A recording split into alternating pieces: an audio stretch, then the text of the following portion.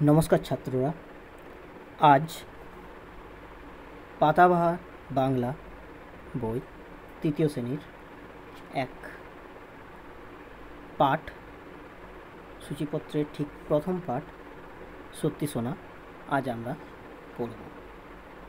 তো এই সত্যি শোনা বাংলা বইয়ের পাতাবাহার তৃতীয় শ্রেণীর, যেটা বিদ্যালয় শিক্ষা দপ্তর পশ্চিমবঙ্গ সরকার থেকে দেওয়া হয়েছে এবং যেটা পশ্চিমবঙ্গ প্রাথমিক শিক্ষা পর্ষদের বই, সেই বইয়ের এই সত্যি শোনা প্রথম পাঠ, পাতা নাম্বার 1, যেটা আমরা আজকে পড়ব। তো শুরু করা যাক। প্রথম, সত্যি শোনা। এটি একটি প্রচলিত গল্প। বুড়ো চাষির কঠিন অসুখ করেছে, বাঁচার আশা নেই। সেই সময় একমাত্র ছেলেকে ডেকে বলল, ওহে বাপু, আমার দিন ফুরিয়ে এসেছে, যাওয়ার সময় তোমাকে একটা দরকারি কথা বলে যায়। চাষির ছেলে ভারী অলস, অথচ টাকা পয়সার লোভ তার 16 আনা। তার ধারণা বাবা অনেক সোনা কোথাও লুকিয়ে রেখেছে। বাবাকে বলল, তোমার লুকোনো সোনা কোথায় রাখা আছে তা তো বলে গেলে না।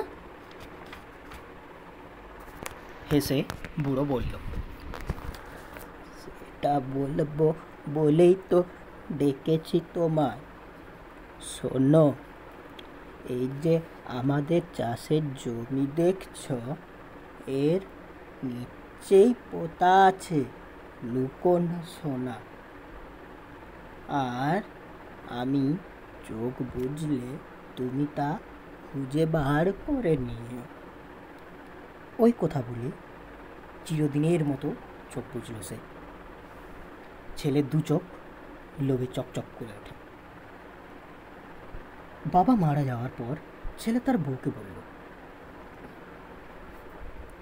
বাবা তো চলেই গেল এবং বলেও গেল আমাদের জমির তলায় সোনা পোতা আছে, কিন্তু ঠিক কোন জায়গায় আছে তা তো বলে গেল না। ছেলের বউ খুবই বুদ্ধিমতী। সে বলল, আমার গোটা জমিটা খুঁড়ি দেখতে হবে কোথায় আছে সোনা। ছেলে জমি চাষাবাদ করার কথা ভাবতে পারে না। সে চিরকাল শুয়ে বসে কাটিয়েছে, কিন্তু সোনার লোভ বড় লোভ। আবার আলসেমির রোগও কম নয়। তাই সকালে উঠে সে কেবল গড়িমসি করে। বউ যখন মনে করিয়ে দেয় সোনা খোঁজার কথা, তখন সে গজগজ করে, দূর, কোথায় সোনা পোতা আছে তার ঠিক নেই, কে যাবে খোঁড়াখুড়ি করতে, তার চেয়ে টেনে ঘুম দেওয়া অনেক ভালো।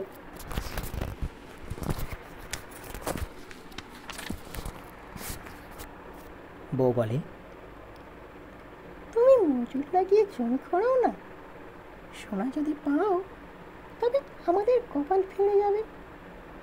চুপচাপ বসে কি লাভ? বাবা যখন বলেছে তখন চেষ্টা করে দেখতে, দোষ কি? বইয়ের পরামর্শ শুনে ছেলে দুজন মজুর ডাকিয়ে জমি খুঁড়তে লাগিয়ে দেয়। তার বউ আবার এসে বলে, ওদের উপর ছেড়ে দিয়ে নিশ্চিন্ত হয়ে ঘরে বসে থেকো না কেন? তুমি কোদাল নিয়ে যাও, তা না হলে ওরা যদি সোনার তালটা পেয়ে যায় তবে তা সরিয়ে ফেলতে কতক্ষণ? ছেলে ভাবে, বউ ঠিকই কথা বলেছে, ওদের বিশ্বাস কি? ওরা যদি সোনার তাল সরিয়ে ফেলে তবে সব চেষ্টাই বৃথা।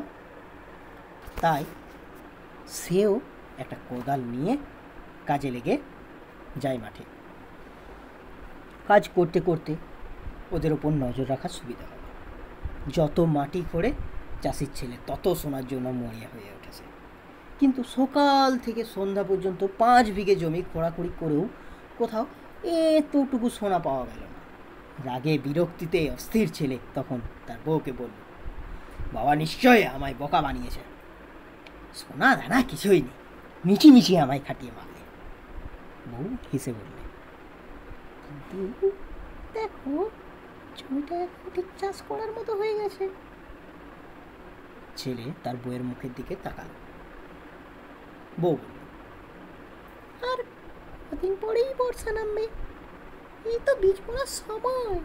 বাবা প্রতি বছর এই সময় জমিতে ধান চাষ করেন, কি সুন্দর ফসল হতো। শুনে ছেলে ভাবল, জমিটা যখন খুঁড়েই ফেলেছে তখন ওটা এমনি ফেলে না রেখে চাষ করে ফেলাই ভালো। তার বউ হাট থেকে সবচেয়ে সেরা ধানের বীজ কিনে আনল। স্বামী সকাল থেকে সন্ধ্যা পর্যন্ত খেতে কাজ করে, বউ তার খাবার নিয়ে যায়, তামাক সেজে নিয়ে যায়। অলস স্বামীকে এইভাবে কাজ করতে দেখে গর্বে বুক ভরে যায় তার। তারপর যথাসময়ে বর্ষা নামলো। সে বছর বৃষ্টিও হলো খুব ভালো। অল্প দিনের মধ্যেই ক্ষেত ভরে গেল শস্যে। মাঠ ভরা পাকা ধানের রাশি দেখে মনে হলো সত্যি কে যেন সোনা ঢেলে দিয়েছে মাঠে। বউ বলল, দেখো বাবা মিথ্যে কথা বলেননি, সত্যি সত্যি সোনা ফলেছে মাঠে। ছেলে অবাক হয়ে তাকিয়ে থাকে মাঠের দিকে। জমিতে যে এত ফসল ফলে তা সেই প্রথম জানল। ফসল কাটার পর তা হাটে বিক্রি করে 1 থলি টাকা পেল চাষির ছেলে। বাড়ি ফিরে সে বউকে বলল, এই দেখো কত টাকা, আমার ধারণা ছিল না যে জমি চাষ করে এত রোজগার করা যায়। বউ খুব খুশি। এই তার স্বামী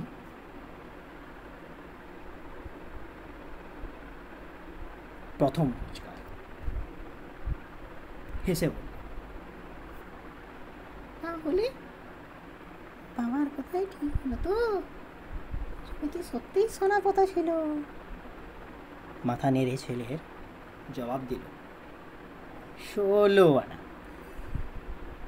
আজ আমি বুঝেছি যে বুদ্ধি খাটালে, কঠোর পরিশ্রম করলে তার পুরস্কার পেতে দেরি হয় না।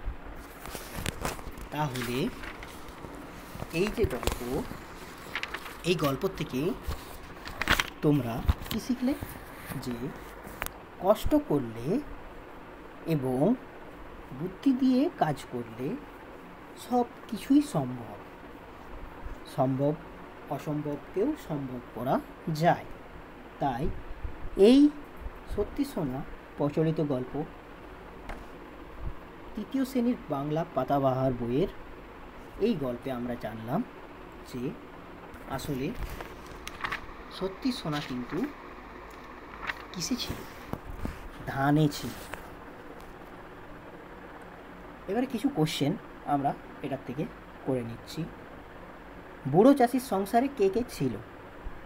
বুড়ো চাষির সংসারে বুড়ো ছিল এবং তার ছেলে ছিল এবং তার বৌমা ছিল, মানে ছেলের বউ ছিল। চাষির ছেলেটি কেমন প্রকৃতির ছিল? চাষির ছেলেটি খুবই অলস প্রকৃতির ছিল। বাপের কথা শুনে ছেলের মনের অবস্থা কেমন হলো? বাবার কথা শুনে ছেলের মনে খুব লোভ জমলো। কি জমলো? লোভ। ছেলে 2 চোখ লোভে চকচক করে ওঠে। বুড়ো চাষি কোন কথাটা তার ছেলেকে বলে যাননি? বুড়ো চাষি কোথায় যে সোনা পোতা আছে সেটা বলে যাননি তার ছেলেকে। এগুলো ছিল একটি বাক্যে উত্তর দাও, এবং এরপর বন্ধনীর মধ্যে ঠিক উত্তরটি বেছে নিয়ে পুরো কথাটি আবার নিচে লেখো। আমি বলে দিচ্ছি, তোমরা বইয়ে করে নেবে।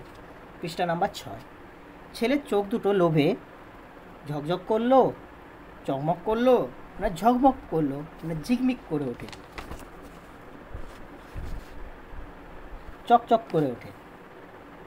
চাষির ছেলের বউ ছিল খুব চালাক, সরল, বোকা, না বুদ্ধিমতী? বউ বলেছিল, সোনা যদি পাও তবে আমাদের, তোমার, মজুরদের, না আমার কপাল ফিরে যাবে? আমাদের কপাল ফিরে যাবে। চাষির ছেলে ফসল কাটার পর তা কম পয়সায় দোকানে, হাটে, না বাজারে বিক্রি করে এলো? কোথায় বিক্রি করে এলো?